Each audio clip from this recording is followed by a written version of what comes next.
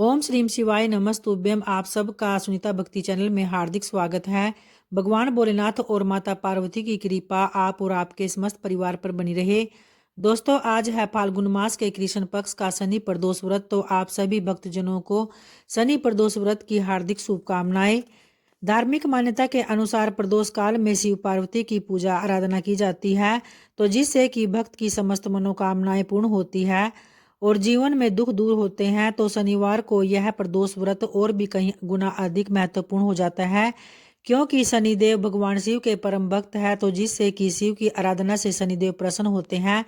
तो आइए आज इस वीडियो में आप सुनने वाले हैं शनि प्रदोष व्रत के पावन व्रत कथा।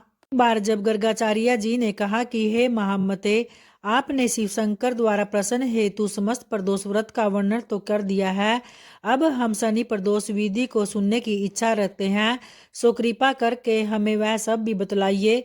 तब सूत जी बोले कि हे मुनियो, निश्चयात्मक रूप से आपका शिव पार्वती के चरणों में अत्यंत प्रेम है, तो मैं आपको शनि त्रयोदशी के व्रत की विधि बतलाता हूँ, सो ध्यान पूर्वक सुनो। बार की बात है, एक निर्धन ब्राह्मण की स्त्री दरिद्रता से दुखी होकर सांडिल्य ऋषि के पास जाकर बोली कि हे महामुने, मैं अत्यंत दुखी हूँ, मेरे दुख के निवारण का कोई उपाय बतलाइए। तो मेरे दोनों पुत्र आपकी शरण में आए हैं। मेरे ज्येष्ठ पुत्र का नाम धर्म जो कि राजपुत्र है और लघु का नाम सूचिव्रत है। हम बहुत ही गरीब हैं, आप ही हमारा उद्धार कर सकते हैं। तो इतनी सी बात सुनकर ऋषि ने शिव प्रदोष व्रत करने के लिए कहा। तीनों प्राणी प्रदोष व्रत करने लगे और कुछ समय पश्चात प्रदोष व्रत जब आया तो तीनों ने व्रत का संकल्प लिया।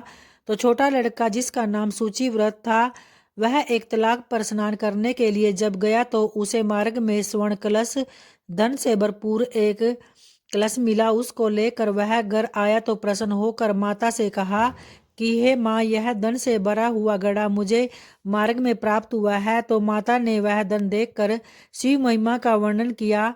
राजपुत्र को अपने पास बुलाकर बोली, देखो पुत्र, यह धन हमें शिवजी की कृपा से प्राप्त हुआ है, अतः प्रसाद के रूप में दोनों पुत्र आधा आधा बांट लो। तो माता का वचन सुनकर राजपुत्र ने शिव पार्वती का ध्यान किया और बोला, पूज्य, यह धन आपके पुत्र का ही है, मैं इसका अधिकारी नहीं हूँ। मुझे शंकर भगवान और माता पार्वती जब देंगे तब मैं ले लूंगा। तो इतना कहकर राजपुत्र शिवजी की पूजा में लग गया। और जब एक दिन दोनों भाइयों को प्रदेश भ्रमण का विचार हुआ तो वहां अनेक गंधर्व कन्याओं को क्रीड़ा करते हुए देखा। तो उन्हें देखकर सूचिव्रत ने कहा, भैया, अब हमें इससे आगे नहीं जाना चाहिए। तो इतना कहकर सूचिव्रत उसी स्थान पर बैठ गया, परंतु राजपुत्र अकेला ही स्त्रियों के बीच में जा पहुंचा और वहां एक स्त्री अति सुंदर राजकुमार को देखकर उस पर मोहित हो गई और राजपुत्र के पास पहुंचकर कहने लगी कि हे सखियो, इस वन के समीप ही जो कोई दूसरा वन है, तुम वहां जाकर देखो, वहां पर भांति भांति के पुष्प खिले हैं और वह बड़ा ही सुहावना है, तो उसकी शोभा देख कर आओ। मैं तब तक मैं यहाँ बैठती हूँ, मेरे पैर में बहुत पीड़ा है और मैं नहीं आ सकती।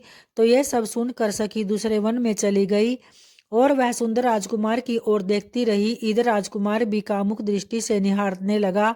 तो युवती बोली, आप कहाँ रहते हो, आज वन में कैसे पधारे, तो किस राजा के पुत्र हो, क्या नाम है? राजकुमार बोला, मैं विदर्भ नरेश का पुत्र हूँ, आप अपना परिचय दीजिए। तो युवती बोली, मैं बृद्विक नाम गंधर्व की पुत्री हूँ और मेरा नाम अंशुमति है। मैंने आपकी मनस्थिति को जान लिया है कि आप मुझ पर मोहित है, तो विधाता ने हमारा तुम्हारा संयोग मिलाया है।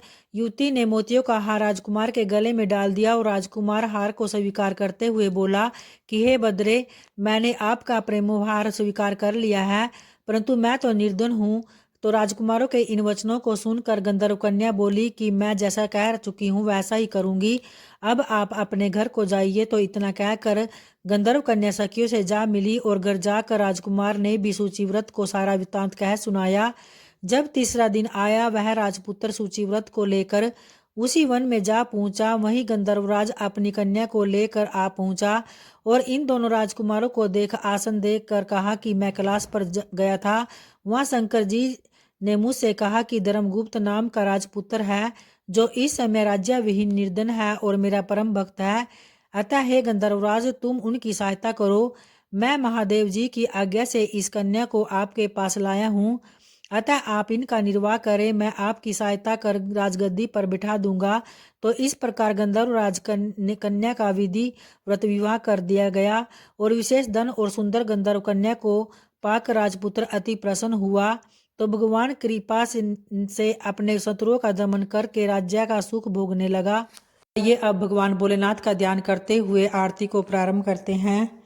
ओम जय शिव ओमकारा, स्वामी जय शिव ओमकारा, ब्रह्मा विष्णु सदा शिव अर्धांगी दारा। ओम जय शिव ओमकारा, एकानन चतुरानन, पंचानन राजे, हंसानन गरुड़ासन, वृषवाहन साजे। ओम जय शिव ओमकारा, दो भुज चार चतुर्भुज, दस भुज अति सोहे, त्रिगुण रूप निरखता, त्रिभुवन जन मोहे।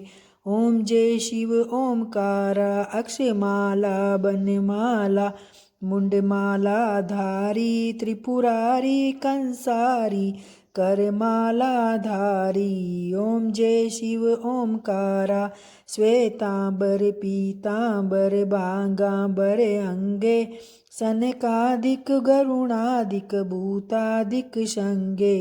ओम जय शिव ओमकारा, करके मध्य कमंडल, चक्र त्रिशूल धरता, जग करता जग भरता, जग संहार करता। ओम जय शिव ओमकारा, शिव ओंकारा, शिव ओंकारा, हर ओंकारा, ब्रह्मा विष्णु सदा शिव अर्धांगी दारा। ओम जय शिव ओमकारा, ओम जय शिव ओमकारा। जय भोलेनाथ की, जय माता पार्वती की। धन्यवाद दोस्तों।